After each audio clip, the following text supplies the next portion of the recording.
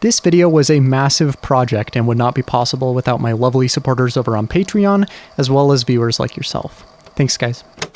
In 2013, the 6th generation of Pokemon was the first in a long lineage of mainline games to venture into the third dimension. If you want to get semantical, technically Pokemon Stadium was the first 3D Pokemon game, but that's not really what we're talking about here. Up until this point, Pokemon had strictly been a 2D game franchise.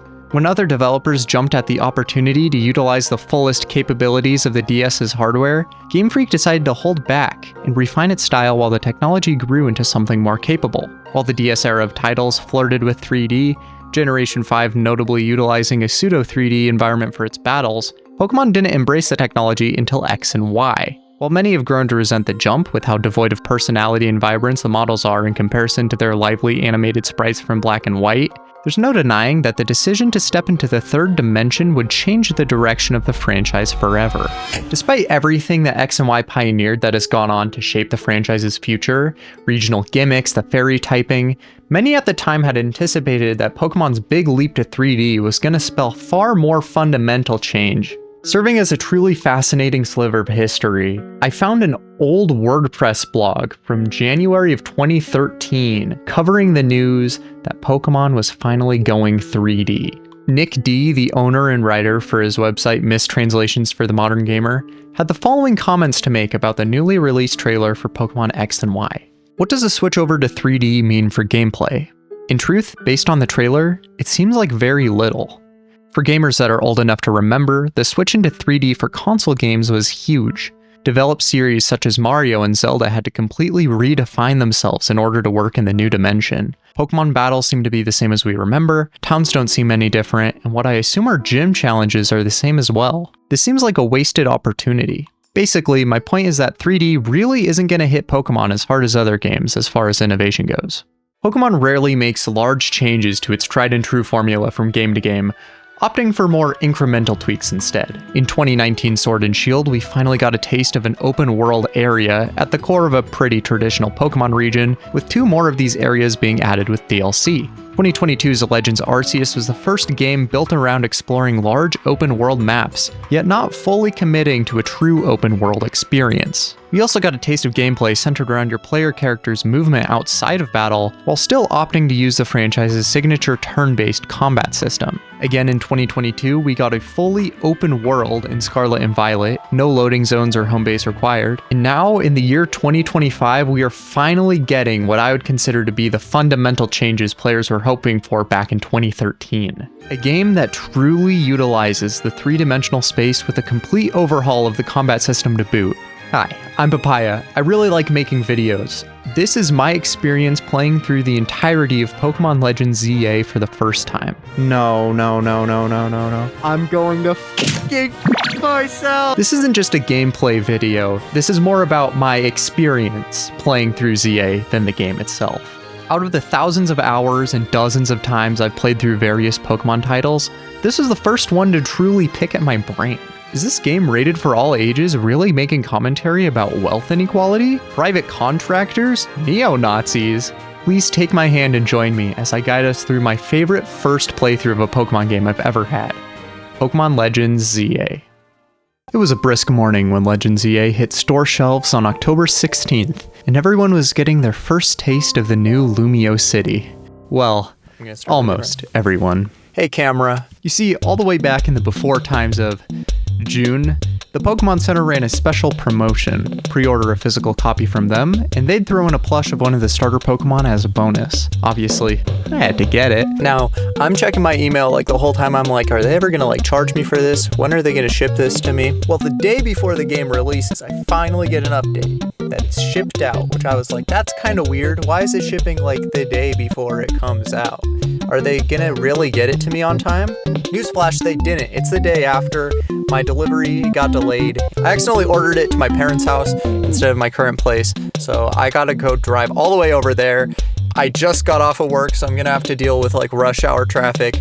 This sucks. The things we do for Pokemon. Let's go! I love rush hour. Alright, I've got it. It's it's right here. I'm actually just gonna crack open the box first. So I don't really have a preference on which one I get. I've never used any of the starters. And I don't know anything about like if they got regional forms or mega evolutions or whatever. I've just tried to stay as free from spoilers as possible. Accidentally ran into a couple because Twitter sucks.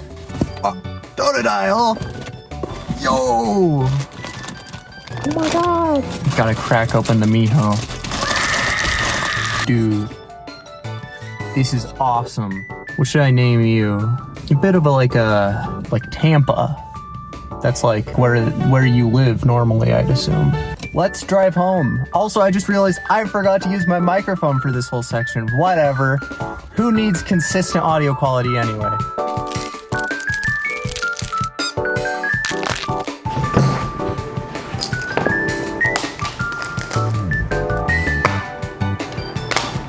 Well, let's go pop this thing in the Switch, shall we?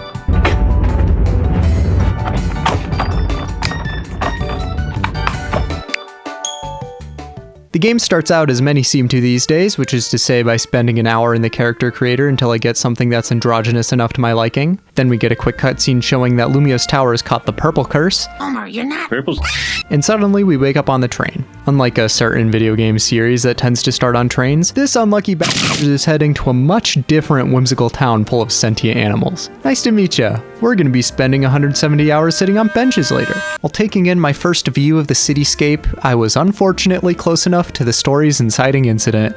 Tawny is filming an advertisement for Hotel Z, and she wants us to take the leading role. Her reasoning? You look like a tourist. However, right before she presses record, an ad for Quasartico Inc. starts blaring and ruins the take. I'm gonna be honest, this ad seems fishy from the get-go. Jett, the CEO, tells us all about how Quasartico Inc. is bringing the people and Pokemon of Lumiose City together, one wild zone at a time.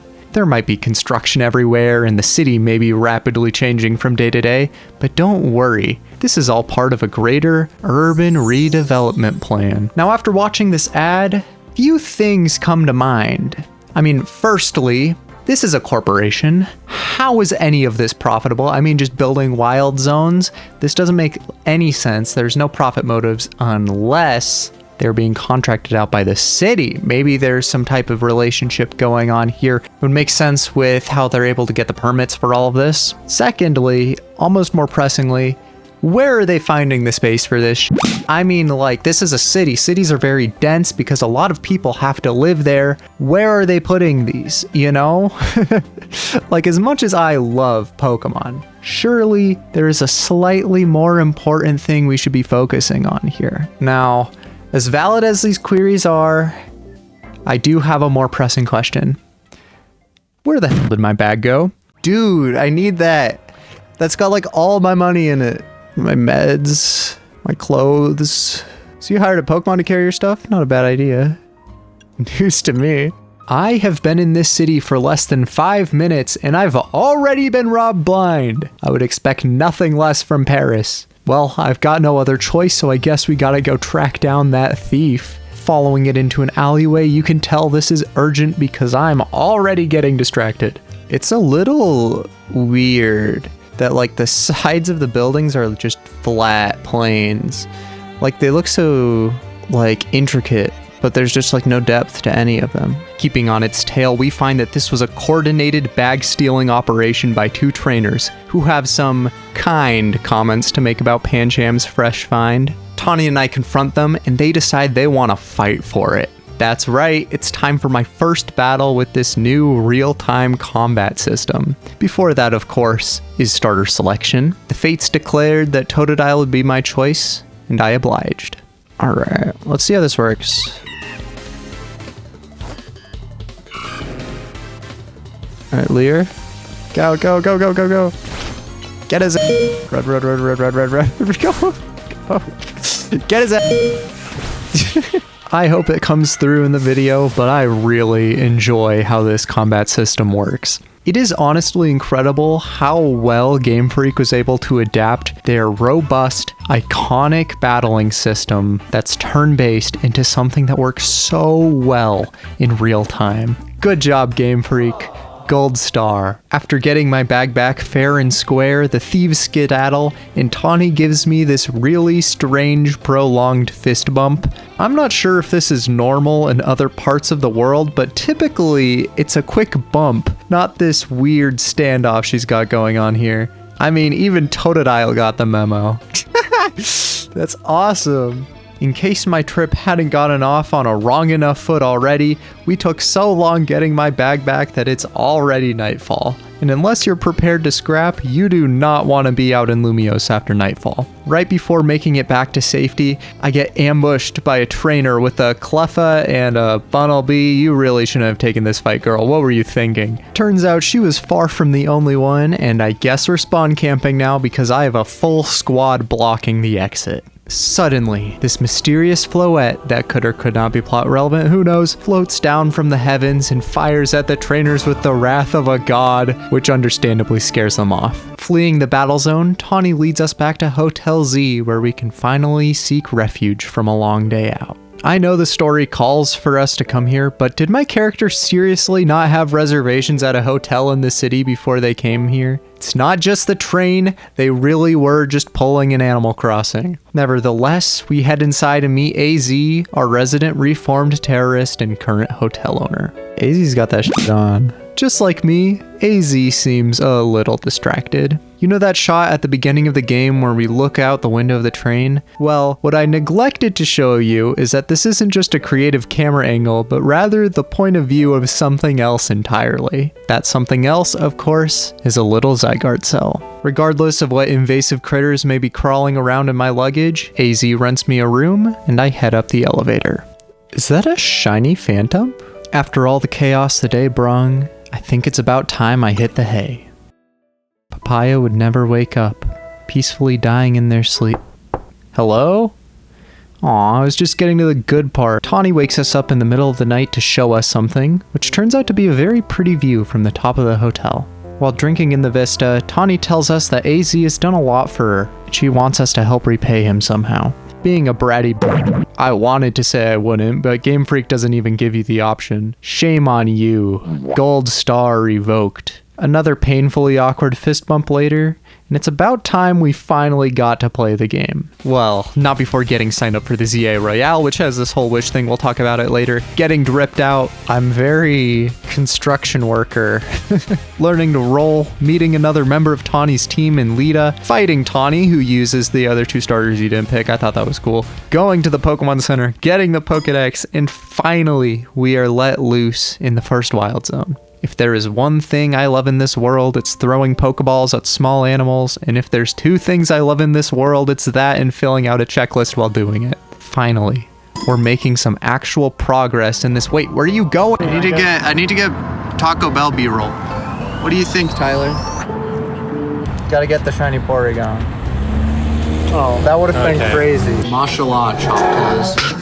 Today, we gotta try grilled cheese burrito. I've actually never had one, but this is the flamin' hot version. This thing is like 700 calories. It was kind of rating on the camera for a bit. Is this okay to eat? I don't like that texture. It's fine. Why is it? It looks so leathery. You get the cross section? Yeah. First bite, a lot of tortilla. Let's get more of a bite in.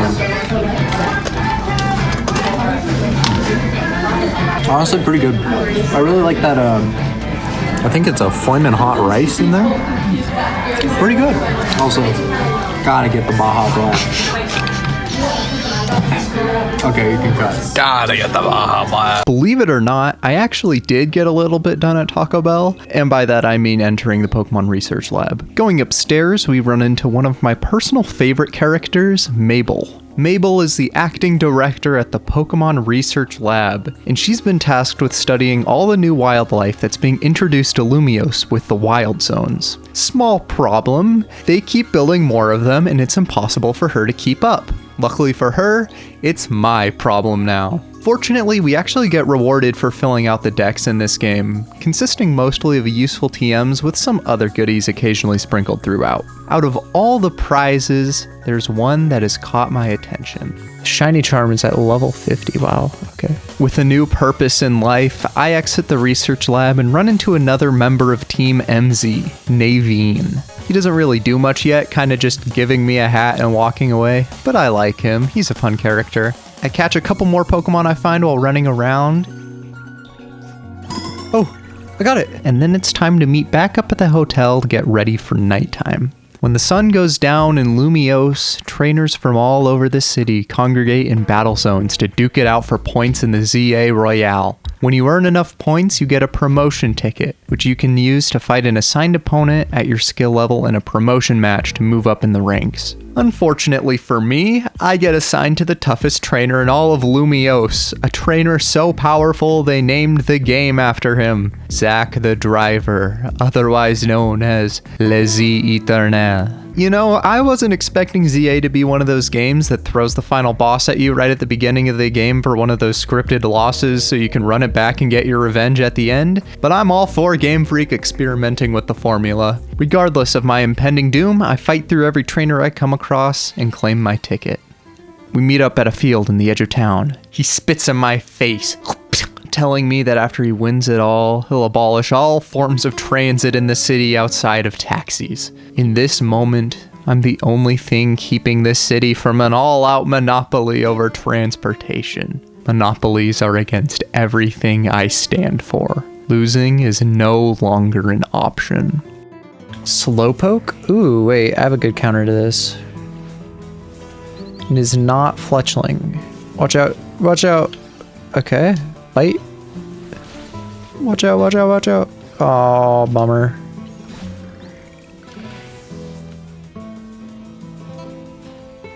Pidgey? Okay. Alright. I'm getting better at protecting.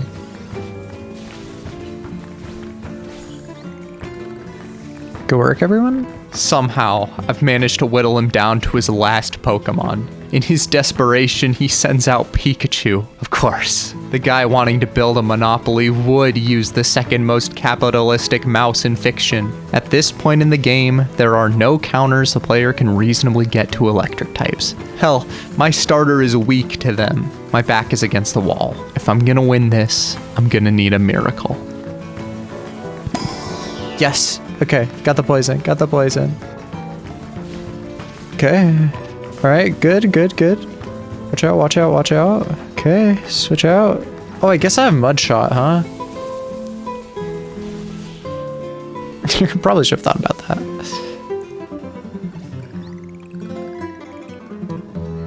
Wonderful. Lose again. That makes 100 times I've lost my promotion match. You'll get there one day. Les Eternel. That's awesome. After we beat him and get promoted to rank Y, we meet yet another recurring character in Emma. Emma is apparently a returning character, but I never finished either XY and ORAS, so I have no idea who she is outside of this game. Emma's a detective helping Tawny look for someone. Who that is, we won't get to find out for a very long time. Also, she does the stupid anime run, which isn't plot relevant at all, but I felt like you needed to know. We meet back up at the hotel with the others, learning that Team MZ apparently stands for Team Mega Evolution Hotel Z. I don't think that's how acronyms work. AZ also mentions that they're still looking for the strongest Mega Evolution user, which I think he might have talked about earlier, but I glossed over because who care? Everyone, it's time for my favorite arc in the game. Croissant curry. I made it to be the hotel's sought-after signature dish. Pairs Lumiose's delectable croissants with the Galar region's legendary curry to bring out the best in both.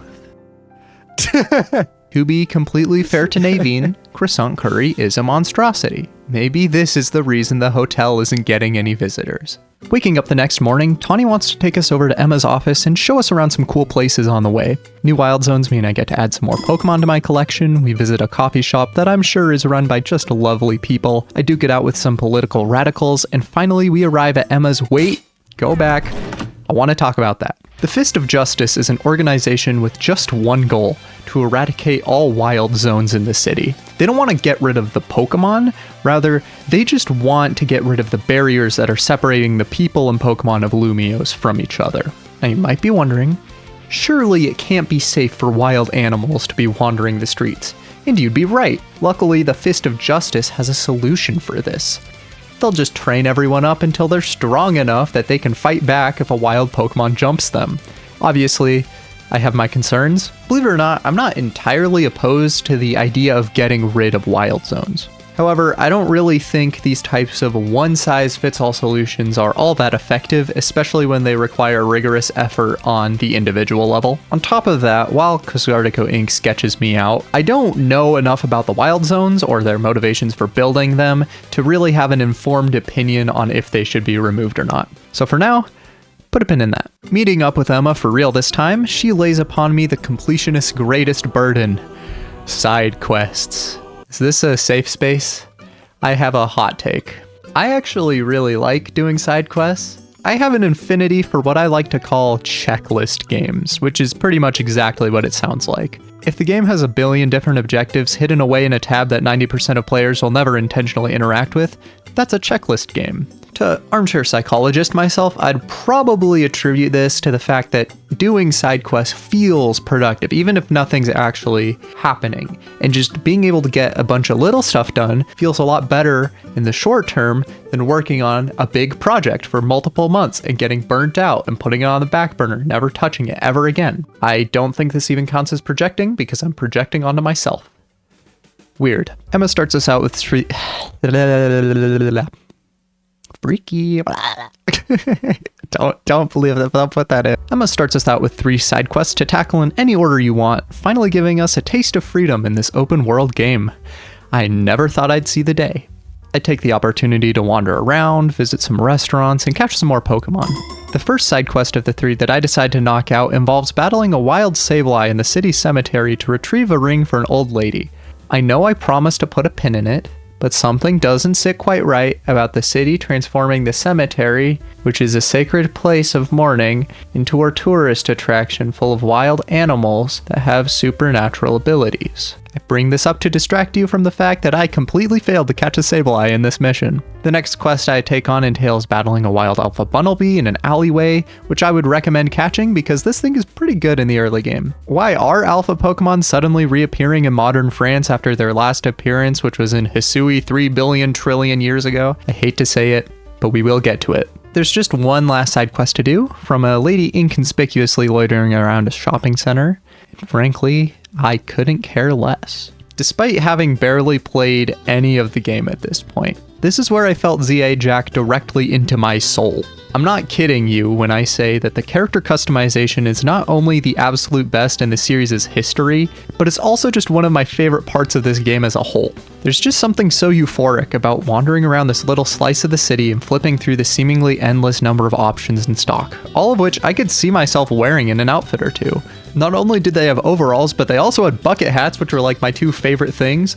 Also, you have no idea how refreshing it was to have the entirety of the catalog as options, no matter what gender you pick for your character. I love Pokemon Sun and Moon, but the amount of options you get cucked out of by choosing a guy character in those games should be illegal. Do you want to see the wiki for Sun and Moon hairstyles? These are the guy hairstyles you can get. You can get this one. I think that's just the classic. You can get like this like preppy one. You can get this like Caesar cut, which is ugly. Long and tussled, which is not long at all. But look at the amount of female hair options. Look at this. And there's even more in the Ultra games. And there's like the same amount for the male hairstyles. Like, what if I just want long hair? I can't. It's not an option. Well, I just spent my last $10 on birth control and beer. What do you want? Pikachu? Yeah, I can go get you one of those. This Heracross that you were required to get to progress the story is turbo busted. You can solo a majority of the boss fights in the game with just this Pokemon. Bug fighting is a phenomenal typing into the foes you'll be facing, and you get access to the Megastone for it super early. Blah, you've made me an offer I cannot refuse. Welcome to the team.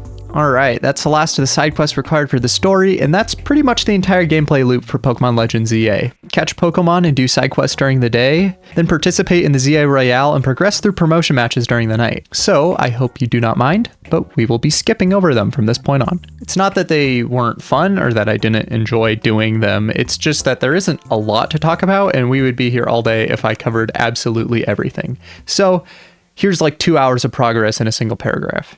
I meet back up with Emma, who flexes her Mega Ampharos on me. I beat up a salary woman in the park, moving up to rank X, the everything rank. Lita puts Naveen on blast and reveals deeply personal information about him for absolutely no reason. I beat up a child outside his school and move up to rank W. Lita accidentally leaves her stuff at the hotel before heading out to practice her dancing, so I'm tasked with running it out to her. And let's slow down for a bit. I've been playing this game for like 5 hours straight at this point. It was getting late, and I cannot put into words how enchanting it was to see the city cloaked in fog when I stepped outside Hotel Z. The fog doesn't mean anything, it's just a random weather effect that can occasionally happen while playing through the game, but there was something so mystifying about it. Looking out onto a cityscape blanketed in a haze, I was reminded that there was still so much more that I was yet to see. So much that I had not yet discovered. CA might not be as pretty as it could be, and this experience was likely completely unintentional by the developers, but at this moment, I was gazing upon true beauty. You might not get it, but this shit means something to me, man. I make my way over to Lita, who's practicing her dancing in a tucked-away plaza. We chatted for a bit, learning a little more about her. Lita and the rest of Team MZ are all in Lumiose for a variety of different reasons. Tawny's on the lookout for someone, Naveen is running away from home to pursue his dream of being a designer, and Lita came to the city to attend dance school. However, none of them were ready to be completely independent, which is where AZ came in and took them under his wing. With AZ, they all have a roof over their heads and food on the table, which lets them chase their passions without having to worry about where their next meal is coming from. All of them feel deeply indebted to AZ, which is why Team MZ was formed in the first place. I'm glad we finally get some decent motivations for our characters outside of just wanting to be the very best. Lita tells me all about how benches work, which leads me to a question that has been plaguing me since before the game even came out. Genuinely, Game Freak, why is there anti-homeless architecture everywhere in this game? It's crazy. Why would you add this? You're gonna hate me for saying this, but we'll get to it, I promise. Oh my god, shiny Mareep and a Kanto starter. Game, I will never question anti-homeless architecture ever again. After Loki getting cooked by this guy Simisear in our promotion match to rank V, I get a frantic call from Emma. Oh. Puppy? She doesn't know why it's here, but she tells us to keep on Zygarde's tail. We chase it through the city before it flings us up onto a roof of a building. Here, we encounter a wild Absol. However, something seems wrong. Even without a trainer, it's on the verge of mega evolution. AZ appears out of nowhere, loaning us his Lucario to help keep the Absol under control. This creature needs our help. Let's do this.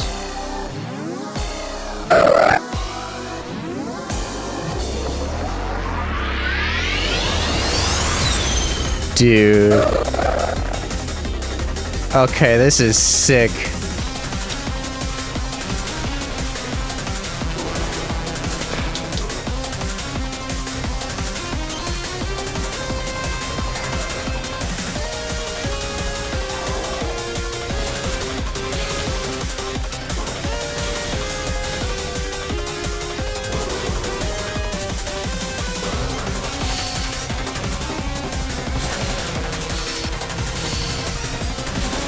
Let's go.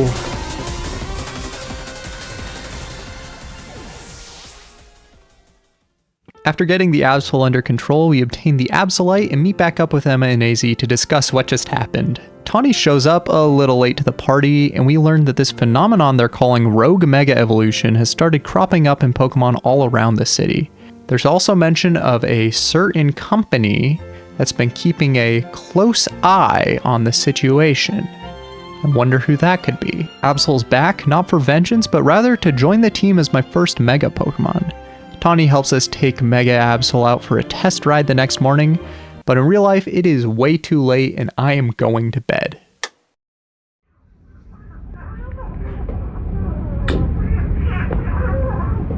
What? What are you... What?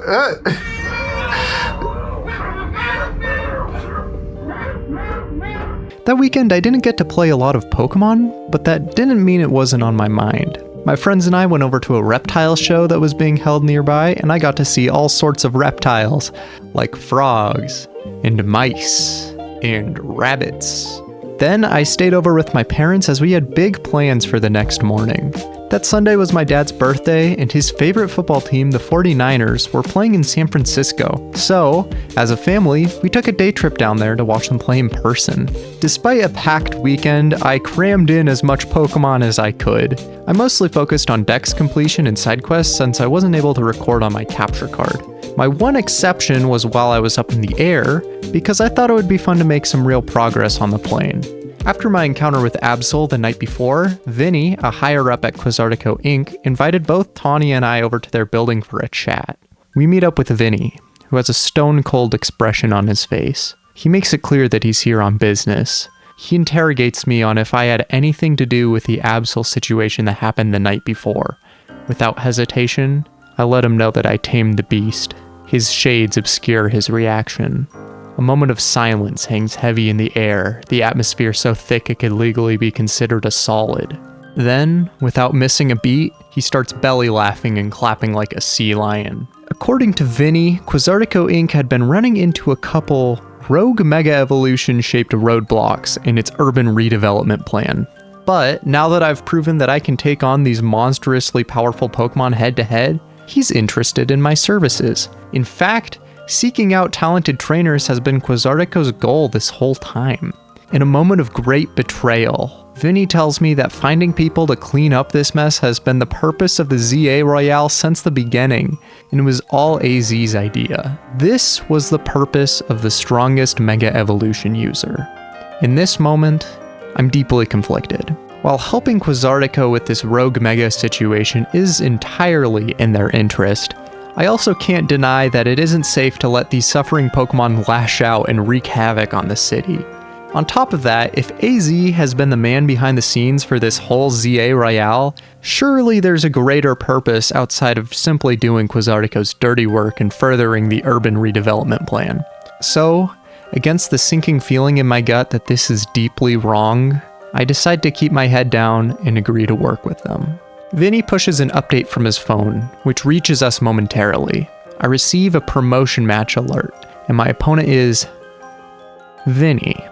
His rank doesn't even register properly. Vinnie stares me down, knowing that I've already committed to this. If I want to survive in this city, I've got to go through him.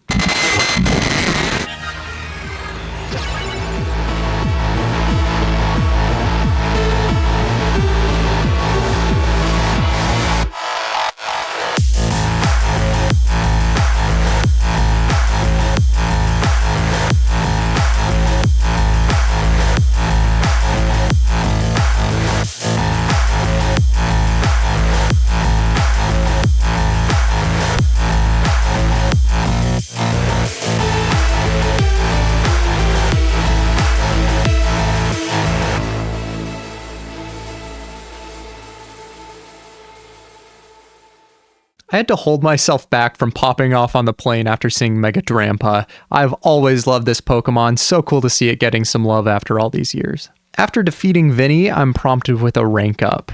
However, this time around, something's different.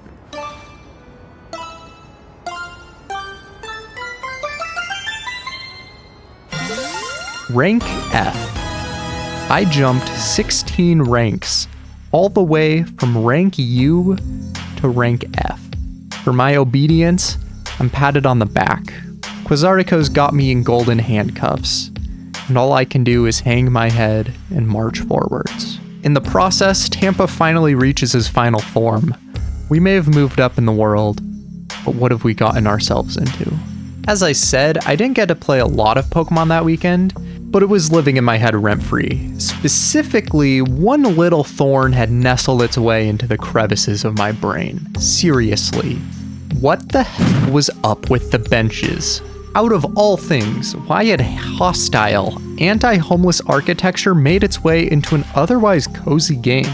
So far, there has been a lot of thought into the story, especially with the world building. Benches were a big part of X and Y, and those were completely normal. Which means, oh my god, the urban redevelopment plan. These anti-homeless benches are new. Quasartico Inc. has been purposefully installing anti-homeless architecture into Lumiose City as part of their urban redevelopment plan. Why? I'd have to wait a little longer to get answers about that, but our short little trip to San Francisco is coming to an end, and it was about time I headed home. By the time I got home, I had secured 94 Pokemon in my Pokedex, and my team was looking a little different. With a proper squad of Feraligatr, Delphox, Heracross, Aegislash, Gabite, and my adorable Dedenne, I felt comfortable taking on some more of this story. After Tawny and I finish our business at Quasartico, we stop by the coffee truck and run into Naveen. He warns us that if we continue on this path through the ZA Royale, we'll be forced to battle the streaming legend Canary. Naveen is a massive fan of hers and can't even comprehend interacting with her in real life. He's such a die-hard fan that he isn't even in her official fan club because he doesn't want to be seen as a bandwagoner. As a world-famous streamer myself, meeting someone of a similar caliber of success doesn't faze me in the slightest. However, we'll need to shelve this conversation as Vinnie has called with a job. Team MZ meets up at Hotel Z and we discuss how to tackle this situation.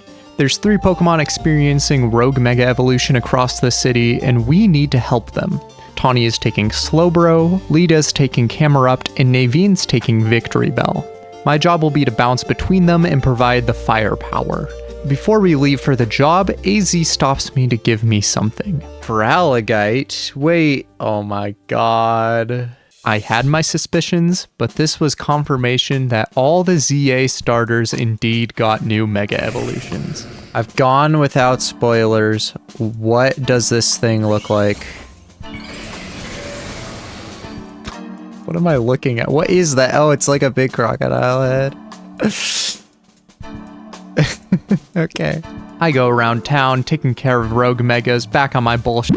I get stopped by Tarragon and his construction crew before one of the fights, who I've met before but I neglected to mention because it didn't feel necessary. Essentially, he's the guy in charge of all the construction around the city, and if you gather colorful screws that have been scattered across on the scaffolding, you can trade them into his company for Canary plush that give you special buffs. His people are also all wearing Canary merch. I wasn't sure what to make of this, but I just accepted that they were massive fans of her and moved on. I worked my way through all 3 of these fights pretty effortlessly. They're not super hard once you've gotten used to the new combat style. All of the batches of Megas include at least 1 new Mega Evolution that was released with ZA, which makes them all interesting fights regardless. On my way back to the hotel, I was stopped by none other than Zygarde, who challenges me to a battle. Unfortunately for it, the puppy is 4 times weak to Ice-type moves. After defeating it, Zygarde grants me the greatest honor it can bestow, Pebble. Suddenly, a stranger appears, calling me the trainer that's gotten Zygarde's attention. An old and tattered Lysander has shambled his way to our front door. How this man isn't in jail for life is beyond me. He literally tried to glass the entire world because they didn't fall under his definition of pure. Had he not been stopped by a 10-year-old, we would not be alive and walking on this planet right now.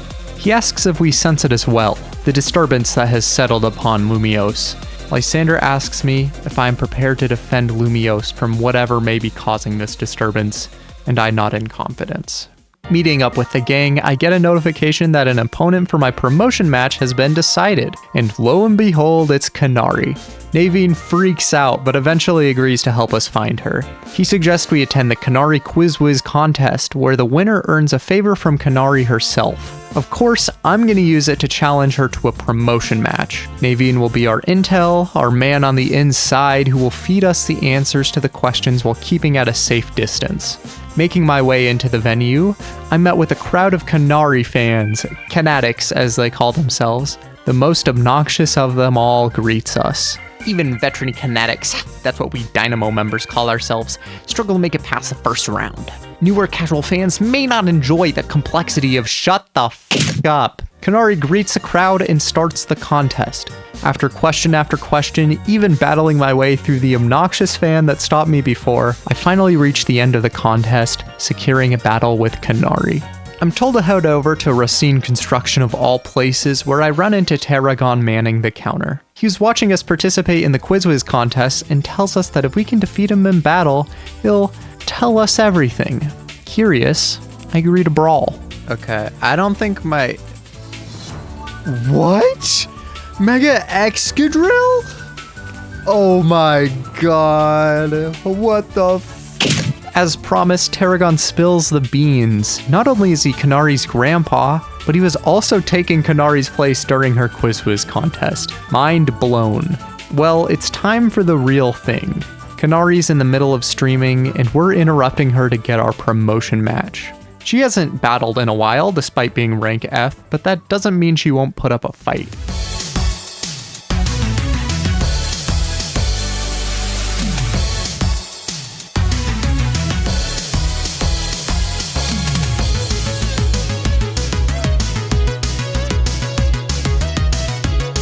Alright, bye Heliolisk.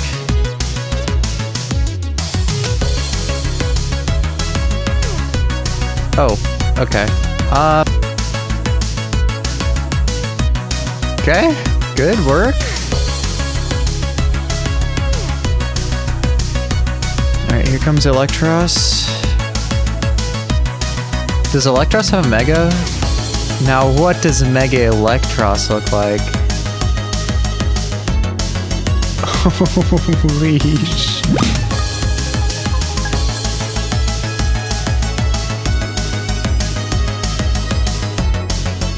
Goodbye.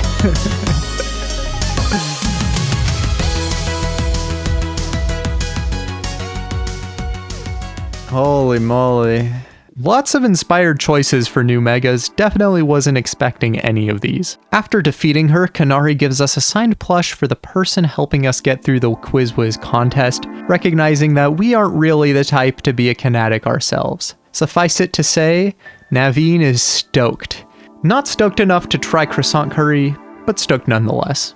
Early the next morning, we get another call from Quasartico. It's time to take care of some more rogue Megas. This time around, we'll be taking care of Mega Beedrill, Mega Bayonet, and Mega Hawlucha. Incredible design on this one, I must say. After another day in the office of taking care of rogue Megas, I regroup with the team. While helping out these individual Pokemon is good, Tawny notes that if we want to solve this issue, we'll need to get to the root of the problem. Unfortunately, our intel at Quasartico is completely incompetent, so we have no leads on where to even start. While we're talking, I get another alert from the ZA Royale. It's time for another promotion match, and this time I'm facing Ivor from the Fist of Justice. You remember those political radicals from forever ago? He's the leader. Needless to say, I'm intrigued. In between missions, I was knocking out a couple side quests when I found an interesting Pokemon.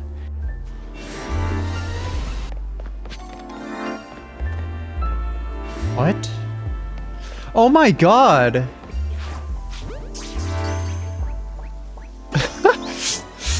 Alright, man.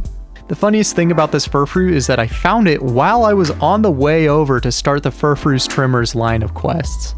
I make my way over to the Fist of Justice's dojo, but Ivor isn't even there. Neither is his sister Gwyn, which is apparently highly unusual. Suddenly, Ivor barges in, declaring that Gwyn is missing. I try to ask him for my promotion match, but he says he doesn't have a phone, so the battle won't be verifiable. Ivor is just so strong that phones break as soon as he lays a single finger on them. As a result, Gwyn always takes care of anything phone related for him, which means that her going missing has just become my problem too. We head over to Emma's office to recruit her to the cause. After many wild goose chases, our investigation leads us to the sewer system lying beneath Lumiose. We find Gwyn's partner Pokemon, a Chandelure, wandering through the tunnels. However, our investigation goes cold as we run into a literal brick wall. The Chandelure has disappeared and there's nowhere it could have gone. That's when Ivor decides he's had enough of our logic and tries to brute force his way through the problem. Yes! Yes, Ivor! Yes! Surprisingly, the wall is merely an illusion. Stepping further down the rabbit hole, we finally find who we've been after. The person who's been behind Gwen's disappearance this whole time has been Gwen herself. Before we can hear why, she challenges us to a battle. Wait a second, don't tell me. Don't tell me. Mega Chandelure? Poggers, dude. Turns out Gwen just wanted a quiet place away from the chaos that Ivor's life inherently brings. Well, now that we've solved the mystery and ruined Gwen's life in the process, it's finally time for my promotion match against Ivor.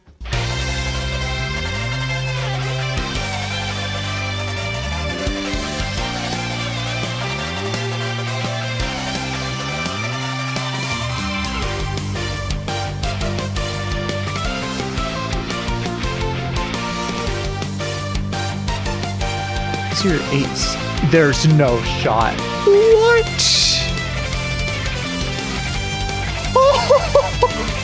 Run, run, run, run, run, run, run, run, run. Oh. No way. I would have never guessed in a million years that Phalanx of all Pokemon would get a Mega.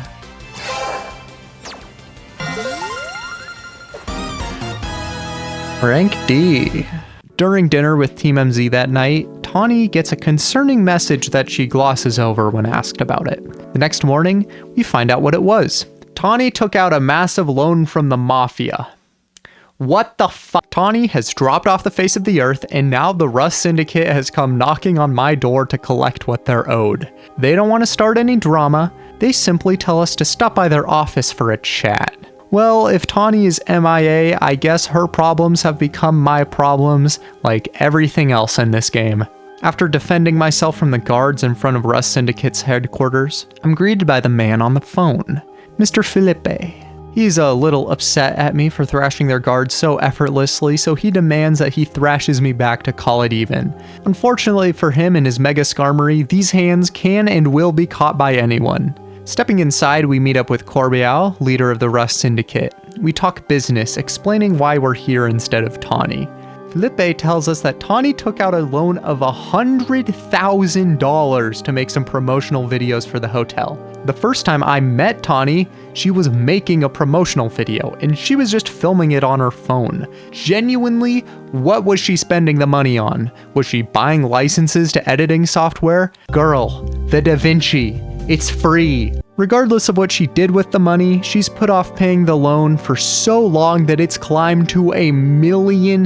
Tawny is $1 million in the hole, and now it's my job to pay back the Mafia.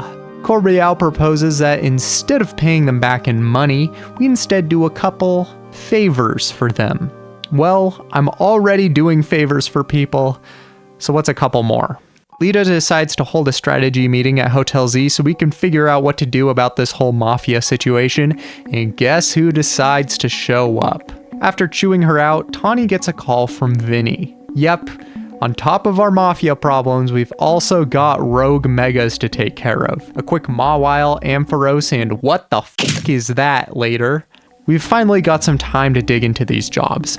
I help out a friend of the syndicate with their ghost problem, clean out some junk that's been clogging the sewers, break up a group of people protesting Quasartico Inc. and what they're doing to the city with all these new wild zones, learning that the syndicate is apparently a remnant from a crumbled Team Flare and that Corbial has direct connections to Lysander, and what? A lot to take in here. We'll get into more detail about the implications for all of that when we've gotten all the puzzle pieces later, but for now, I've completed all the jobs for Corbial and have earned my freedom. On top of that, I just got my promotion match alert, and wouldn't you know it, my opponent just so happens to be Corbial. How lovely. I'll spare you the details on how this fight went. It's not a good look for the leader of the Mafia. Mega Scolipede is sick though, and I love the implications that Corbial, as a poison trainer, managed to overpower Felipe, who uses steel types. Just a fun detail. Rank C, baby. In celebration of a job well done and the mistakes put behind us, we decide to have a friendly match between the members of Team MZ and test out the newest upgrade to Navene's team, Mega Scrafty. Taking a breather at Tawny's favorite coffee truck, we're suddenly approached by a mysterious trainer in a maid outfit. Her name's Liban, and she's here on behalf of the Society of Battle Connoisseurs, which is effectively Nepotism Club. Liban is here to personally extend an invite to their next meeting, which is a massive tournament for all the strongest trainers in the city, hosted by their leader, Lady Jackanthe. With nothing better to do, Tawny and I get dressed up and attend the tourney. When we step inside, I'm surrounded by all sorts of heavy hitters: Canary, Tarragon, Ivor, Gwyn, Corbiel, Felipe, and of course Lady Jackanthe herself. However, before the tournament can begin, Tawny gets a call from Vinnie. Duty calls, so we have to go. Team MZ gathers for a strategy meeting, deciding on how we want to tackle the rogue Mega Frostlass, Altaria, and Venusaur that are rampaging throughout Lumiose. However, something seems a little off about this strategy meeting. I don't know who let her in, but Lady Jackanthe has chosen to bless us with her presence. She's here to personally escort us back to the venue, not realizing the true weight of the situation at hand. Or maybe she does understand, but she just doesn't care. Unfortunately, this is a non-negotiable, so Jackanthe's just gonna have to wait a little longer. I do my rounds, taking care of rogue megas left and right, getting stopped by Jackanthe on the way. She even threatens to buy Hotel Z and kick us out onto the streets if we do not compete. However, even more pressingly than rogue megas, I have something else on my mind. In every playthrough I do of a Pokemon game, I have a tradition. My playthrough team must have a shiny Pokemon that I hunted for on it. This time around, my target is Dratini. When I learned that Dragonite got a Mega, I was ecstatic. I have always loved Dragonite, and I knew I needed to have one on my team. And since Dragonite's Mega takes design cues from Dragonair, I was curious if its shiny would also take cues from the brilliant pinks and oranges from its previous evolutions. So, I looked up a tutorial on how to shiny hunt Dratini, found the spot, and got to work. This was in the early days of Legends EA, so no one really knew what they were doing. The method I was using entailed spawning a Dratini in its set location up on the roof, then running back and forth to continuously spawn and despawn Dratinis until one eventually shined. And let me tell you, I was really not jiving with this method. I am a fan of shiny hunting. I have done a multitude of different hunts over the years, but this one really just wasn't clicking. It was slow, it was tedious, and it required a lot more of my attention than hunts in previous generations. Nevertheless, I was set on getting a shiny Dratini, so I grinded. And grinded, days turned to nights, nights turned to days, and I was begging for literally any way to spice this hunt up. One night when I was hanging out with my roommate Tyler, we really wanted to play Magic. However, I didn't want to stop hunting because the sooner this hunt ended, the sooner I could get back to playing the game again. So, in between turns of Magic, we would pass the controller between each other and keep the hunt going. While this worked, this was merely a stepping stone towards an epiphany we would have. Tyler suggested I switch to just sitting on a bench because it took less brain power and still reset the encounters, essentially boiling it down to holding the stick down and pressing A every once in a while. Then, we had an idea. With our mad scientist powers, we have deduced the ability to shiny hunt automatically using the most jank system ever. Hot girls both 1-drops, Theodore. Nope. But yeah, this is just going. This is awesome. The Dratini will be shiny. I wonder, will we hear it shine, you think? I mean, we're pretty close. Was this the way I really wanted to shiny hunt? Not really. But was it incredibly funny to us? Absolutely. As I said, this was in the early days of ZA. The turbo controller method had not been discovered yet. We were pioneers into this brave new frontier of automated shiny hunting. Curious to see if this would even work, I decided to leave the contraption on overnight and check it in the morning. Alright gang, it's been a little over 7 hours overnight. Is it still going? Looks like it. I can't tell.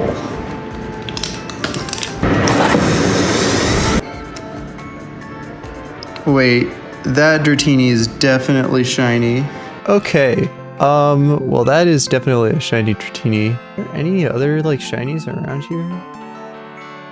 There are 2 shiny Ekans down there. Okay.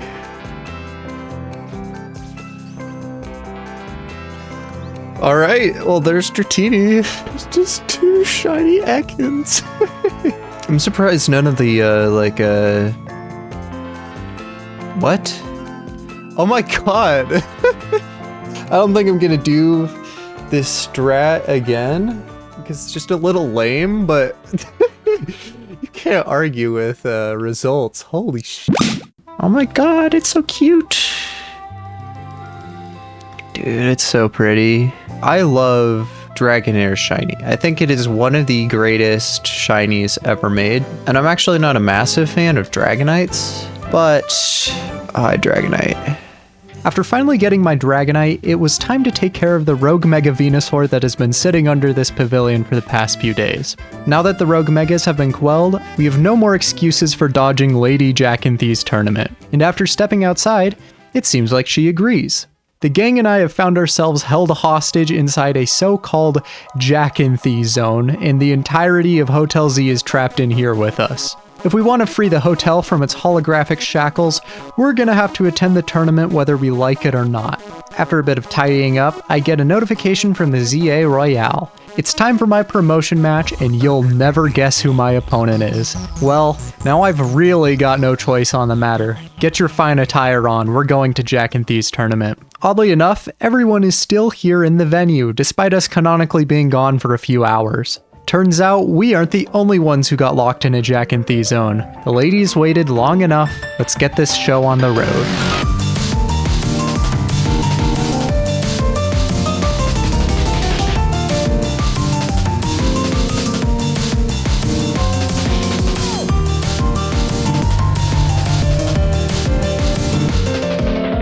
I've made my way all the way to the top, and my next match in the bracket is against Jackanthee herself. But before we can get started, I'm interrupted by a few visitors. Zygarde is challenging me to a battle, and even Jackanthee seems excited about it. She even put it up on the bracket. As I stand before Zygarde, cells start creeping in from all around us and transform the Pokemon into its 50% form. Much like last time, Zygarde doesn't stand much of a chance, and I have once again held my ground. Lysander says that this isn't the pinnacle of the legendary's power, and that he will gather the rest of the Zygarde cells to push it to its limits. Frankly, I'm just glad I'm not the one who has to go around and find them. Lysander takes his leave, and now it's just Jackanthee and I who have a score left to settle.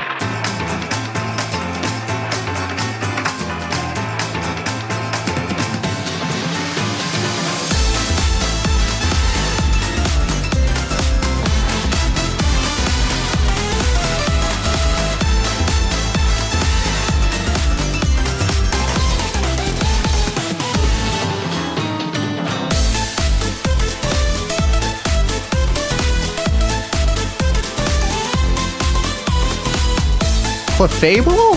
There's no shot.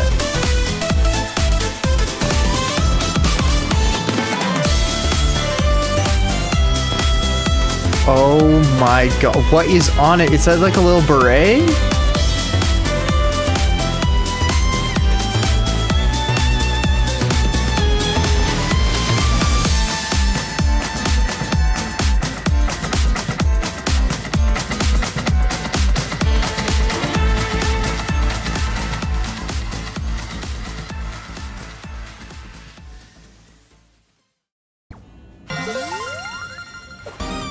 B rank, let's go. Oh, he's got it! He's got the croissant curry. I told you this is the greatest arc in the whole game, and you didn't believe me. AZ and Floette are missing from dinner that night, dreadfully watching Prism Tower from the rooftop patio. Aang, you were meant to be the guardian of the city, towering over her and watching her always. A 3,000-year-old desire. Once foolishly held, a 3,000-year-old mistake, so foolishly made. It even cost me you, my beloved Floette. Now these bright young lives must pay my remaining debts, or Lumiose's future will be lost. The next morning, AZ mutters that Lumiose trembles. A disturbing energy is pouring from Prism Tower, and something needs to be done about it. However, None of us are ready to take on that burden. The only one who can control the tower is Mega Floette, and the only person who can stand with her is the strongest Mega Evolution user. Notably, none of us are rank A in the ZA Royale yet, so that's at the top of the priority list. Well, it would be, but Tawny just got a call from Vinnie, so we gotta go take care of that first. This isn't a typical call from Quasartico, where they give us locations of a few Mega Evolving Pokemon to calm down. No. Vinnie says we need to head over to their headquarters and speak to them in person. When we get there, Vinnie says that President Jett herself wants to speak to us directly. Meeting her, she thanks me for taking care of those protesters from the other day, which for the record was under the orders from the Mafia and wasn't reflective of my personal opinions on the matter whatsoever. While denying that the wild zones are some nefarious plot on behalf of the company to bring wild Pokemon into Lumiose, we get confirmation on what they are for: to keep property values up. After the ultimate weapon almost wiped out Kalos 5 years ago, people were understandably fleeing Lumiose, leading to property values collapsing. So, in order to combat this, the city reached out to private contractors to take on a project called the Urban Redevelopment Plan. What better way to drive up property value than to pave over low-income housing and build tourist attractions in their place? By decreasing the supply, you can artificially inflate the demand, and by drawing people to the city with the novelty of these wild zones, the property that remains looks much less like a trauma-laden ghost town and more like a hot-ticket item. Quasartico was the company to take the gig for the Urban Redevelopment Plan, and soon discovered that trauma from 5 years ago wasn't the only thing that still lingered in Lumiose. The crown jewel of the city, Prism Tower, was a ticking time bomb of mega energy. This energy permeated Lumiose, causing all sorts of oddities, breeding monstrously powerful Pokemon, inducing Mega Evolution in wild Pokemon across the city, and even birthing Megas that had previously not been discovered. Obviously, the first thought that comes to Quasartico's mind is not that they should warn the public that they are actively in danger, but rather to cover up the problem and try to figure it out in the background. Think about what could happen to the real estate values if people started fleeing the city again. So, like the city before them, Quasartico reached out for help, and that's where Team MZ comes in. This whole time, the entire point of what we've been risking our lives for, what the entire city is caught up in climbing towards, is protecting property value. A side quest that has really stuck with me is Side Mission 93, finding a place for Heliolisk. Trail here is struggling to find a place to live in the city that meets all the needs of his partner Pokemon Heliolisk. He wants a place close to amenities with rooftop access for his Pokemon to take in the sun, as well as being near Prism Tower and the canal. So I scout out the perfect location for them, meeting all Trail's requests. When I bring him over to check it out, he's absolutely blown away. It's exactly what they wanted. They even have a vacant unit so they can move in right away. However, this isn't all sunshine and rainbows. Heliolisk is the happiest it's ever been, finally having the right living conditions it needs. But with rent prices spiking due to the Urban Redevelopment Plan, there's no way Trail will be able to afford to live here. This isn't me reading too far into the story of a children's game, it is literally spelled out plain as day. Heliolisk's happiness means so much to Trail that despite being way out of his depth financially, he's decided he will do whatever it takes to live here for Heliolisk's sake. And in order to make it in the city, he's gonna have to start climbing the ladder in the ZA Royale, directly feeding back into the system that is causing him the problem in the first place. This specific mission has stuck with me for a multitude of reasons. I mean, we are literally seeing the consequences of Quasartico's actions unfold in real time. The game is not being subtle here. This is what we are enabling by continuing to work with Quasartico. But we don't really have a choice. No matter what we do or how many people we help on the individual level, we are perpetuating a cycle of harm as we continue on this path. However, continuing on this path is the only way to survive. You can't just step away from this situation. How much damage would be caused by letting these rogue Mega Pokemon rampage throughout the city? The majority of people are nowhere near strong enough to fight back. Our unique talents are the only thing keeping them from the imminent danger that is being placed on their doorstep. But by protecting them, we are keeping the problem out of the public eye and furthering the selfish goals of the Urban Redevelopment Plan. Do you see why this is the first Pokemon game to pick at my brain? to my knowledge, no other game in the franchise's history has ever tried to tackle such heavy or politically topical themes before. And the crazy part is, this isn't even the only one of those themes that we'll be discussing today. The recklessness on behalf of the city's elite is only a portion of the story, and we're still yet to scrape the tip of the iceberg that is lying right under our noses. Well, that was heavy, so let's take a breather and get back to business. We've got one final batch of 3 rogue Mega Pokemon to take care of, consisting of Tyranitar, Starmie, and Dragonite. I still struggle to comprehend the fact that this is a real Mega Evolution. Here's an interesting tidbit about my playthrough. As I was completing all the side quests I could before each main story mission, Bois went over the level cap. That didn't matter for any of my other Pokemon, but it mattered for Bois specifically because he was traded to me, which meant that he started disobeying. This was particularly notable because, as my only fighting type, I had suddenly lost my best counter to the rogue Mega Tyranitar that was staring me down. After not struggling with a single other one of the rogue Megas up to this point, I lost. So, like a desperate ex, I crawled back to Bois. While he refused to listen to my commands half the time, he was simply so powerful that it didn't particularly matter. When he connected, he chunked like a fourth of the Tyranitar's health. Also, beating the rogue Mega Dragonite meant that I finally got my Dragonite, and I could see what the shiny looked like. Alright, Dragonite. Let's see it. Oh my god, it's blue!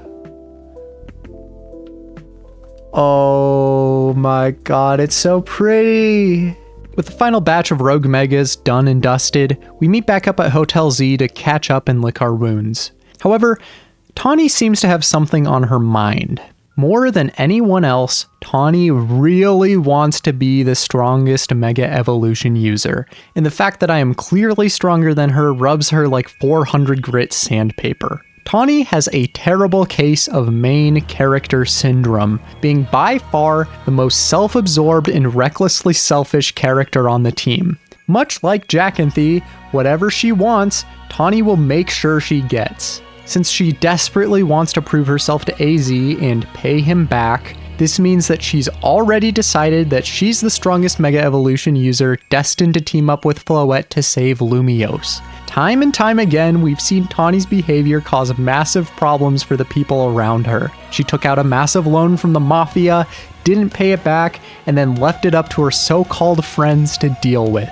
She took on the responsibility of being the leader for Team MZ despite going missing for days on end and leaving most of the work up to her teammates. She roped a random stranger into helping her repay the man who helped her, with complete disregard to what they had originally come to the city for. Tawny treats the people around her like toys, only picking them up when she wants to play hero for the day, unknowingly perpetuating the cycle of violence around her and leaving all her problems for the people to solve. This isn't the first time this behavior has caused harm, and it certainly won't be the last. I get the alert that the opponent for my final promotion match has been chosen, being someone cloaked in anonymity named Grizzham. I'll go on the hunt for this mysterious trainer later, but I've got something else on my crosshairs for the time being. The end of the story for Legends EA is in sight, and I want to be as prepared for the end as I possibly can be. What that means for me is that I want to complete all the side missions, complete the Pokédex, and reach research level 50 as soon after I reach the post-game as possible, as there are a few Pokemon that are locked behind finishing the game first.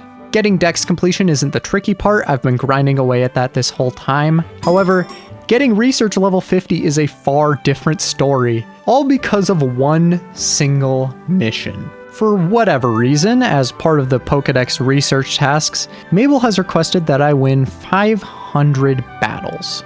In a vacuum, that doesn't sound super difficult, but to put the scope into context, by min-maxing my time at night and blasting through as many trainers and battle zones as possible, I can get about 20 battles done per 8-minute period. Not only does this require my full attention, but that also isn't very many. I have done every side quest available to me up to this point, being on the doorstep of the endgame, and I had only completed around 250 battles organically. After grinding for a few days, I managed to scrape together just under a night's worth of progress away from 500. I am scared because I have a feeling that this is not going to stop at 500 and this is going to go to 1,000. If it is, I'm going to crash out. I'm going to lose my marbles. If I am going to crash out, I want to at least crash out on camera, you know? I swear to God, if she pops up and she says, I've got some new research for you. No. I'm going to fucking myself. Yeah, you saw this coming, didn't you? The research for completing battles actually doesn't stop at 500, it goes all the way to 1,000. I felt like the grind to get to 500 had been grueling enough on its own, but this had become a completely different beast. This battle zone system was not nearly consistent enough. I needed to find something else. And in my greatest time of need, I'd find the answers in an unlikely place. Across Lumiose, there are a variety of restaurants scattered around the city. Each one has a different level of difficulty, capping out at 3 stars at the absolutely brutal Restaurant Les Wow. I'd become fairly acquainted with these places as each of them had a side quest for beating their gauntlets, and Restaurant Les Wow was the only one of the 4 to unequivocally kick my ass. Nothing else in the game had come remotely close to this level of difficulty, the restaurant containing a gauntlet of 10 trainers with carefully constructed teams designed to chip away at your stamina and crush your spirits. The first troublemaker of the 10 comes in Joelle, the literal first trainer you battle, as her team is purpose-built to spread poison across your team. For the record, even if you wanted to, using healing items during the gauntlet is banned. If you get poisoned, you're poisoned until you either faint, wipe, or win.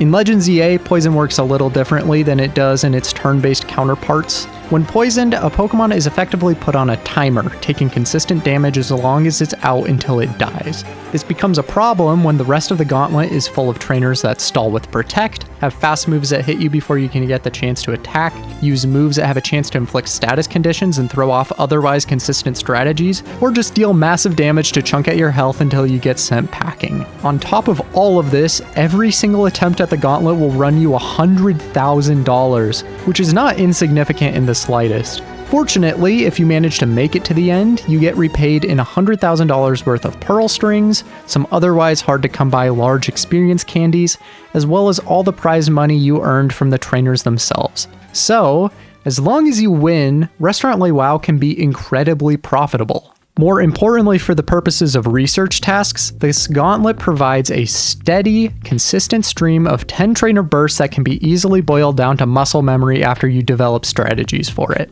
For example, the easiest way around getting poisoned on Joelle is to just lead with a steel type, as they are immune to poison moves. The AI is pretty good at protecting themselves from your moves, but this can be avoided by simply forcing their Pokemon to move while you attack. By bringing a well-balanced team with good coverage moves, this extremely challenging gauntlet can be done fairly easily with just 4 Pokemon. Believe it or not, Dragonite is actually an incredibly good Pokemon for this task. With access to extreme speed and Dragon Rush, as well as the elemental punches, you can pretty handily run through the latter half of the gauntlet without having a single finger laid upon you. So, runs through Restaurant Les Wow consumed my life for the next few days. No matter where I was or what I was doing, I was grinding battle after battle, my Pokemon becoming absurdly overleveled in the process. Some might even say they reached the pinnacle of power for a Pokemon. Would most people recommend that I just wait until the post-game for this task? Probably, but the fact that they give you the option to grind this out during the main story meant that my monkey brain became fixated on getting it done before moving on.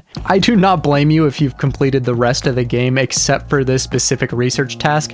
It's just an absurd grind to throw in there for absolutely no reason. As I mentioned, this grind felt like it should have come to an end halfway through, but nevertheless I got it done. I wish you could have heard the relief in my voice at this moment, but for the entirety of my 6-hour recording where I finally finished the game, my mic sounds like this. I don't even know where you guys are at yet. Well, with the biggest grind of the playthrough behind me, I finally felt satisfied enough to finish out the story.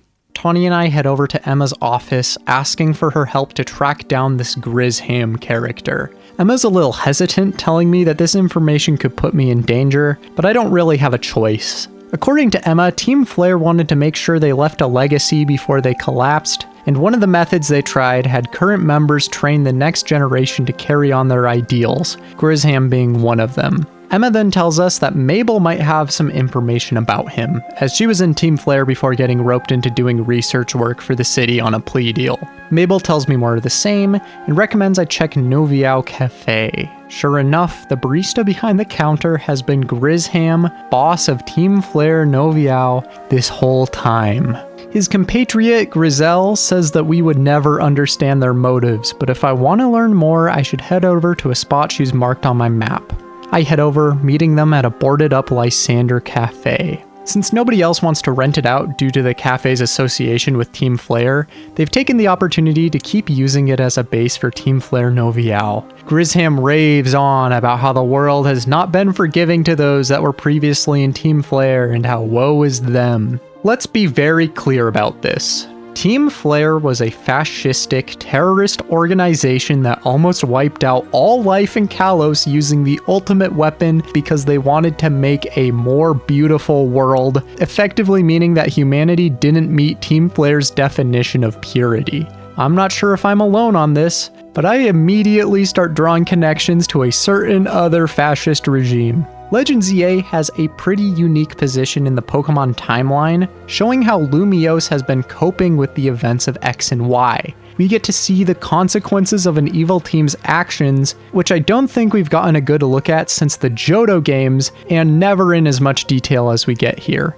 I don't know about you, but I wouldn't be willing to easily forgive someone who thought I deserved to be wiped off the face of the earth because I didn't meet their standards. Grizham and Grizel make it explicitly clear that they don't agree with Lysander for attempting to fire the ultimate weapon, but it's less from an ideological standpoint and more that it was a step too far. In fact, they seem to show absolutely zero remorse for their actions, rebooting Team Flare with the exact same ideology. Team Flare Noviao is a very clear stand-in for neo-Nazis, with their name literally translating to New Team Flare. It really doesn't get much clearer cut than that. Grizham pins the blame for why ex-Team Flare members are treated like outcasts on AZ because he built the ultimate weapon in the first place. Now, was the decision to make the ultimate weapon and use it to end the Great War by just blasting both sides and going full scorched earth a good one?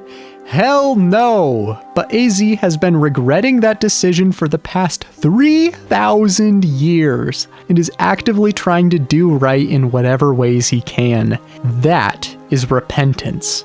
I can at least begin to forgive someone who recognizes what they did was wrong and tries to make good for it. That doesn't mean that everything is forgivable, but it's a start. In Team Flare Noviao's case, I do not see a shred of remorse. What I see is two losers who shift the blame for their problems onto everyone else and would do it all over again if they were given the chance. Grizham sends me into Team Flare's secret lab to try and show me evidence of AZ's wrongdoing, but I already know this. AZ's actions are common knowledge. This isn't gonna change my mind, and it doesn't change that Team Flare's ideology is inherently flawed. After a wholly fruitless trip through the lab, I meet back up with Grizham, who has an insane request. No, I am not giving you AZ's Floette. Do you really think any of this has changed my mind whatsoever? Well, I'm not trusting Grizham with taking care of this problem, so I confront him and challenge him to our promotion match. After everything I've gone through on this journey and all the trauma that Team Flare has inflicted upon this community,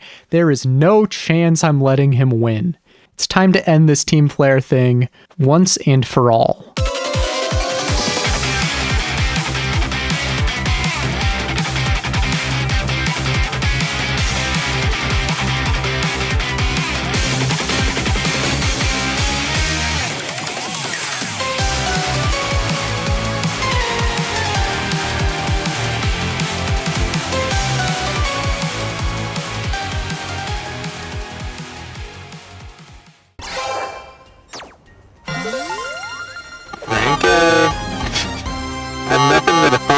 That night, we try to get some sleep. However, Aang has other plans. We rush to the roof to get a better look, and sure enough, Prism Tower is flooding Lumiose with mega energy. The time has come for the strongest Mega Evolution user to do what must be done. Team MZ rushes over to Prism Tower, meeting with Vinnie. He tells us there's not much time, and if we wait any longer to subdue the problem, the city will be overrun by rogue Mega Evolved Pokemon. Then, he asks us who's going to take the role of the strongest Mega Evolution user. Both Tawny and I are rank A, proving that we should both be capable. Tawny steps forward, saying she'll do it. Lydia interjects, saying that I'm also rank A, and Tawny says we should battle so she can prove she's the strongest. So, with a little other choice and no time to waste, I accept her terms.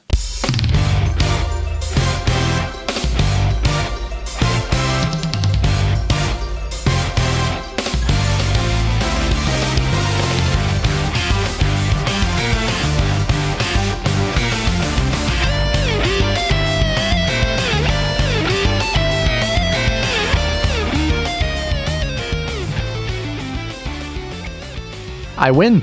It's been decided I am indeed the strongest trainer to come out of the ZA Royale.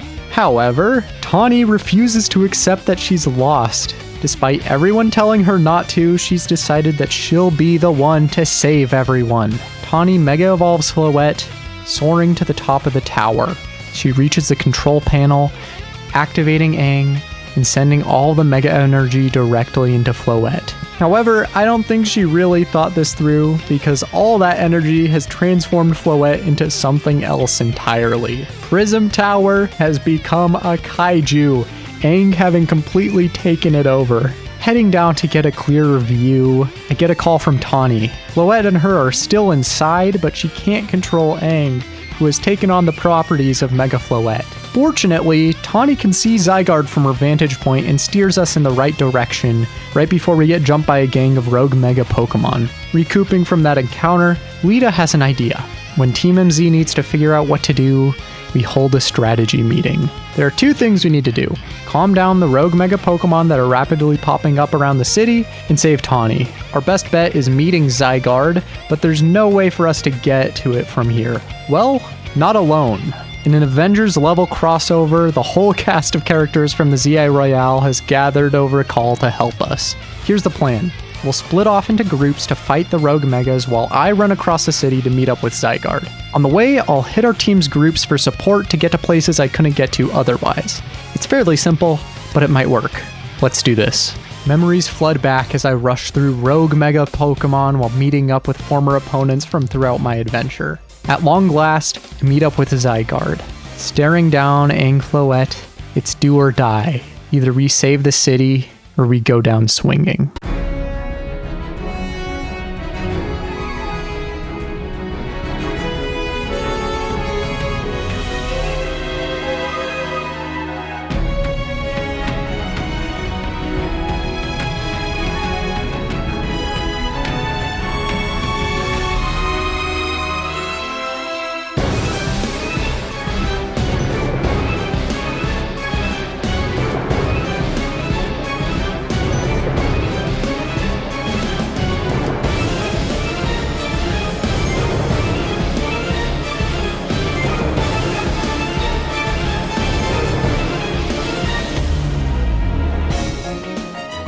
I say goodbye to everyone, thanking them for their help. And just when I think it's over, Aang takes the form of the ultimate weapon. Like its predecessor, the device created to bring life has once again turned into a weapon of mass destruction. Suddenly, the pebble in my bag starts shaking. Zygardeite.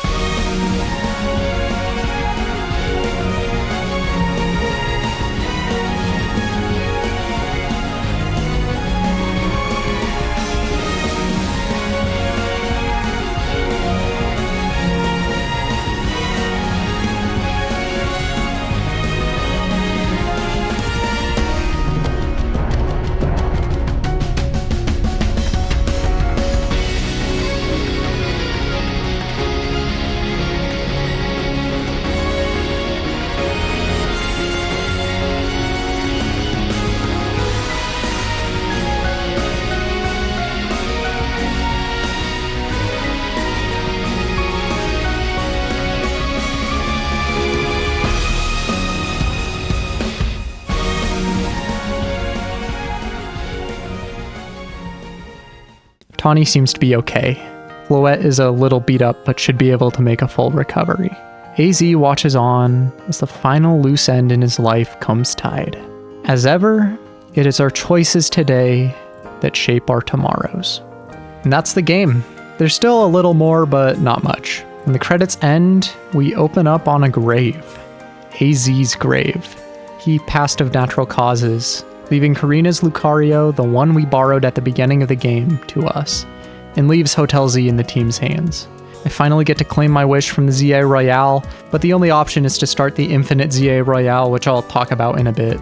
One final wild zone opens up where Prism Tower used to be, where I can finally catch the other starters I didn't choose. There's a few post-game quests that I can do to catch the legendaries, where the lead-up includes research tasks for some reason and led to a very anticlimactic research level 50, where I got the shiny charm before ever finishing my Pokedex. I catch Xerneas, Yveltal, and finally Zygarde, completing my Pokedex. The last grind ZA has left for me is the Infinite ZA Royale, which I absolutely hated. Basically, it's just infinite rematches against people you fought in the main story, as well as some new characters for some variety. The most annoying part about this process was getting a promotion ticket every single time I wanted to do a promotion match, which gets old very fast. At 15 rematches, we face off against Tawny one last time and get a final little bit of story. The person Tawny was looking for this whole time turns out to be President Jett, and she gives Tawny the entire company for some reason, and Tawny is the CEO now and abandons all her friends to pursue this new business venture. Why did I do any of this? Well, Tawny lets us have AZ's Floette as she won't have the time to take care of it anymore, and that finally finishes my Mega Evolution Dex. And that's it. All the side quests, all the main quests, all the Dex entries, everything. So, at the end of it all, what was Legends EA even about? Well, this is going to be a little controversial based on the subject matter alone, but this is also the clearest and most obvious reading of the source material. Scarlet and Violet may have been about going to school, but Pokemon Legends EA is a game about class. Social class, that is. The entire structure of the game focuses around climbing up the social ladder, starting with taxi drivers and salary workers before working your way up to political leaders in the elite. Social inequality is at the core of this story's struggle, with the player becoming increasingly detached from the everyday person and absorbed into this life of extravagance, being forced to break up protesters and keeping government secrets under wraps just to maintain their position. Everything you do as a player inadvertently perpetuates the cycle of inequality, and there's nothing you can do about it. If you want to survive in this city, you're just going to have to keep your head down and keep moving forwards. In a cruel twist of irony, even when you reach the top of the food chain, you're not given the option to stop this cycle. Instead, you're forced to watch as the ladder keeps getting kicked down forevermore, the city forever in a rat race to reach the pinnacle of success that you only stumbled into because your connections moved you up in the ranks. You, as the player, are forced to keep helping Quasartico Inc. despite them continually making life worse for the average person under the orders of the city's elites. And when housing is no longer available and you're kicked onto the streets, we don't want you sleeping on the benches. You might drive property values down. The thing I like about ZA's story is the fact that there are no fairy tale endings. You spend the game participating in the rat race and you end the game as aimless as you were when you first got here, just with infinitely more baggage to bear. ZA tackles serious topics, and it does so with care. The world building is well thought out, the characters are more than just copy-paste rival templates, the story beats leave you with a more than just a faint taste of what could have been, and that's incredibly refreshing. Well, after all the grinding, all the late nights, and countless hours put into this video, I can finally say that this project is done.